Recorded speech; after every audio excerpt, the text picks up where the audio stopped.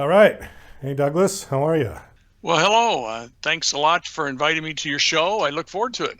Oh, my pleasure.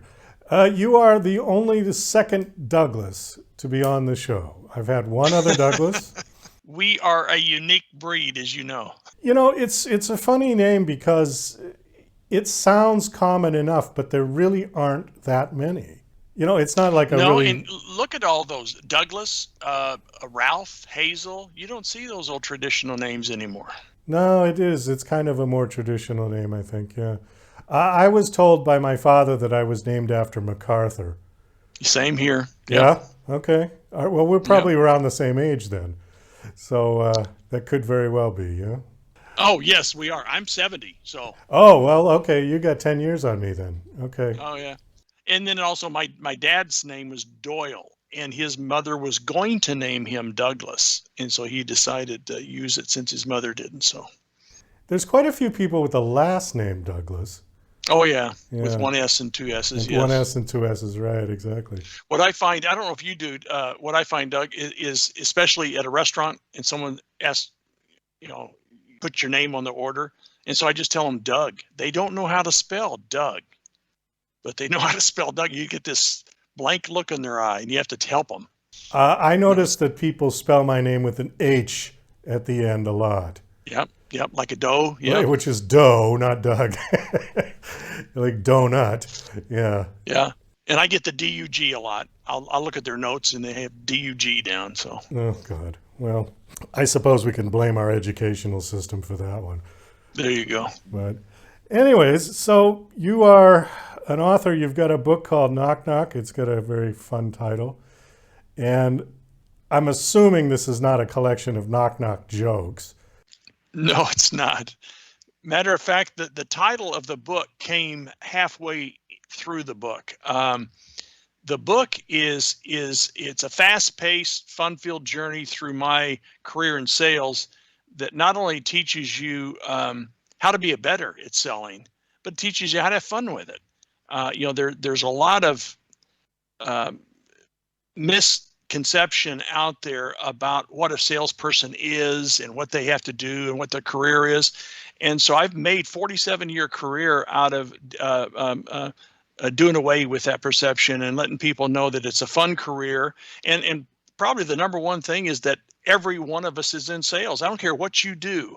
There's some point in your life you have to be involved in sales. A good example of that's raising a teenager. Guess what? You got your hands on quite a job on your hands in trying to convince one of them to do something they don't want to do. Well, in sales, we kind of do the same thing, except we try to lead people the direction they want to go already.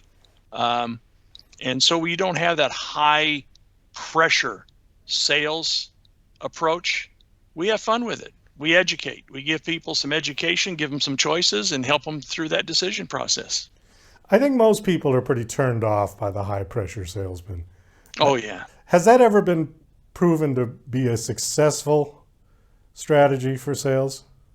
Oh, yes. Early in my career, there was a ton of my trainers that were that way. And matter of fact, that's in the book.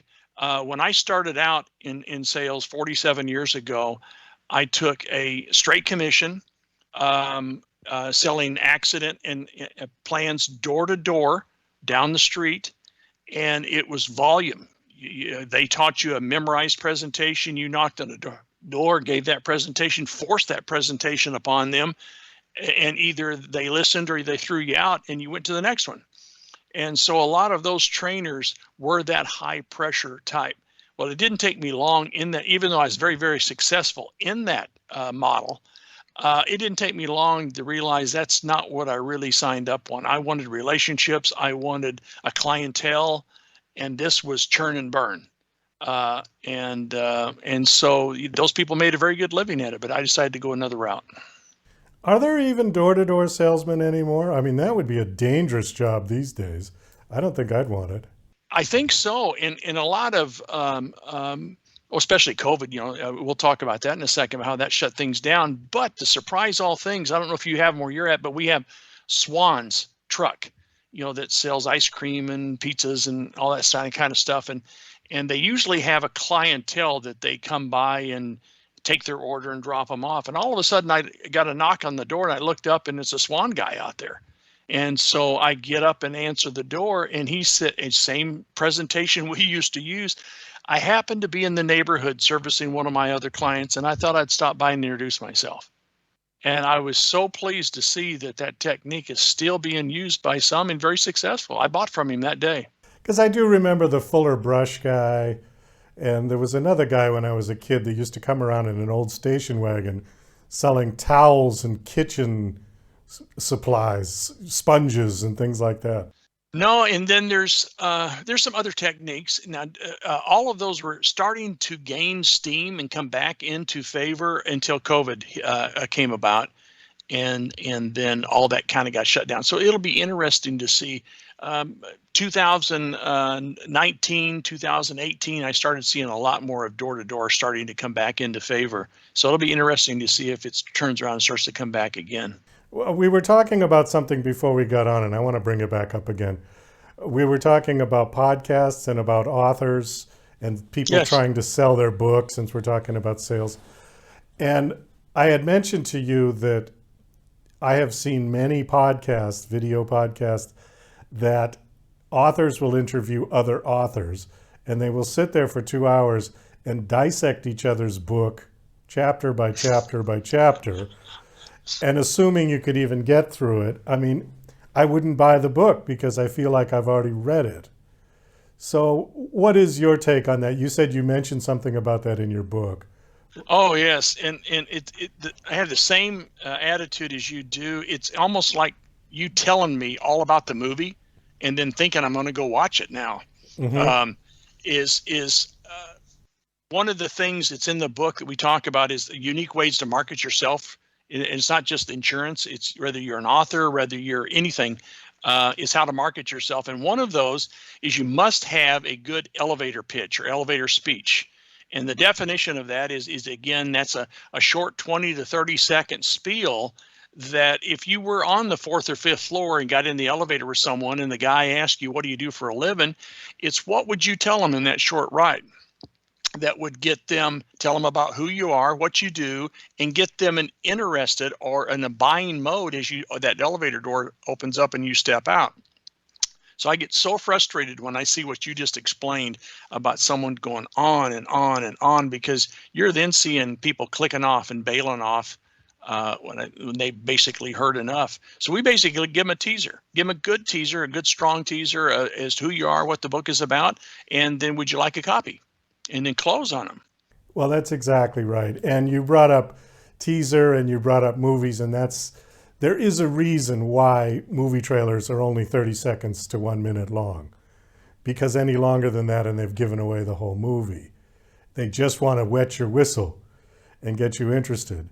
And Exactly. I never understood that concept of going through the whole thing. I really haven't.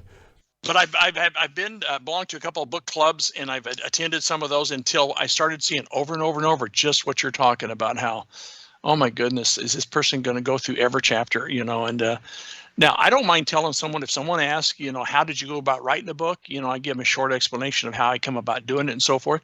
But that's not what I'm going to go through, and I want to tell you a little bit about the book in order to get you interested to buy it. Well, I think, as we mentioned, I think you have to sell yourself. And if people like you, they'll buy whatever it is you're selling. It really doesn't matter. I mean, I've been a lifelong musician, so I've got music out there. I've written some screenplays. I've done a whole bunch, over 700 podcasts and video productions. And, it's about people knowing who I am. And then they'll come and they'll watch and they'll download the music. So it's all about that. I think that's so important for people to understand. It isn't about selling your product unless you've got something that's completely brand new. If you've, found the cure for cancer in a little bottle or something, then okay. But if you're selling something that's already out there, then you have to sell yourself to be something interesting for people to even want to click on, because there's so much stuff out there now. You just get lost in the swamp of content, I think. Well, that's a very good point. And let me explain how to. Early in insurance, you would go to a social event, and someone would ask you what you do for a living. Well, I'm an insurance agent. Well, then that cleaned the room. Everybody started going other directions, and so it's almost, I've noticed that with authors now. If you're going into a room and what do you do for a living? Well, I'm an author. Oh, okay, good for you. And pat your back and go the other direction. And so it's overtelling what you do for a living. Is you got to give them enough to whet their hook, whet their interest, set the hook, and then ask if they'd like to hear more. Yeah, there are certain ones that I know insurance salesman has never had a great welcoming rapport from people if you told them that that's what you did for a living.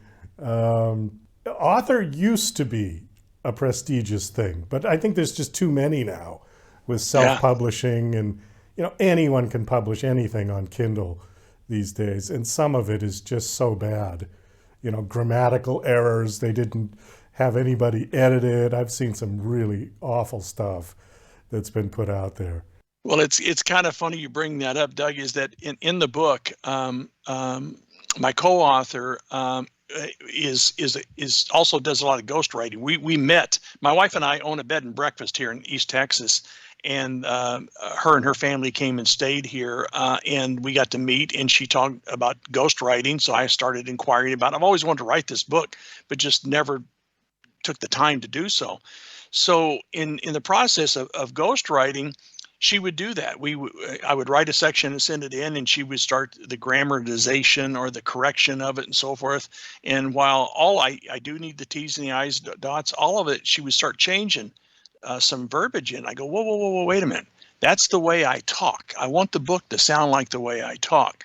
And so we invented a system, we call it Dugganizing. Is that she would write a chapter, I would write a chapter, and we'd send it to me, and I'd Dugganize it. So so hopefully when you read the book, it's, if you see some grammar or or I use the word gal or lady instead of woman, that's Dugganism. So Well, I think that's okay, because obviously you want the book written in your own voice. You don't want it to sound like a textbook, which exactly could have been written like anyone, unless you're writing a textbook. You want it in your own voice. However, you need the spelling right and you need the grammar correct. But which word you choose to use to describe something, that's really up to you. And sometimes even the way that you would put a sentence together and where you'd put the comma and things like that, that's your own unique spin to it. I think that's acceptable. But what I really like about and one of the reasons we wrote the book is when you would tell someone what you do for a living, how you do it, right away the hand would come up and they go, oh, I could never do that. I don't know how you guys do that. And I love to explain then, so I put it in the book. And I said, you know what? Almost everybody on this call was trained as a child to be a door-to-door salesperson. Your parents would dress you up. They taught you a memorized presentation. They helped you walk up to a complete stranger's house. They even showed you how to knock on the door and how to deliver that presentation. And if you were good at it, you were rewarded with a prize. And we do that every end of October, and we call it Trick or Treat. Yeah. And somewhere along the way, where our parents taught us to do that, and from there to adulthood, it slowly became out of fashion, that was not a cool or okay thing to do. So then I'd get feedback from people saying, well, yeah, but I could never give a presentation. So I usually come back there and I said, listen, everybody knows a good knock-knock joke. Tell me your favorite knock-knock joke. And so they would. And I said, congratulations, you just did an opening, a presentation, and a close. And that's all we do to a complete stranger. Hence the title of the book, I think, yeah? That's how we got to the title. At the end of each chapter, I tell stories about my career and how I got started and how I got into this. And then there's learning moments all the way through the book. And a lot of those are delivered with humor. And so then halfway through the book, I didn't like the titles we were messing around with. And all of a sudden, my career was door to door down the street. We talked about the trick-or-treating and stuff, and all of a sudden it just dawned on me, knock knock, it ought to be knock. And so we changed in the book, instead of learning moments at the end of each one, there's knock knock moments, to where it's like tapping you on the head saying, geez, why didn't I think of that? Well, Douglas, we do have to wrap this up. We are out of time. Do you have a website for the book that you want to give out? Yes, we do. A personal website? It's again HTTPS double backslash, and then it's www.knockknockthebook.com. So it's knockknockthebook.com. Of course, it's also available on Amazon. But that's a website to get a little bit more information about myself, about the writing process, and in the book itself. It's a fun. There's a ton of fun stories and experiences about being in people's homes and what we go through on our side of the insurance that most people don't see. And it's just, wow, I didn't know you guys had to go through that or see that or do that in order to make a living. And so it's a fun ride. Matter of fact, we called it a ride along. Is when you're training a brand new agent, Doug, is you put them in a car and you guys go for a ride along. And in the book, you early on, that's what got me into the career. I asked to go along with the guys on a ride along. I saw what he did and I said, sign me up. You can do it, I can do it. Oh, that's great. Well, thanks so much for coming on the show and sharing. It was nice meeting you. Nice talking to you. Best You of too. luck.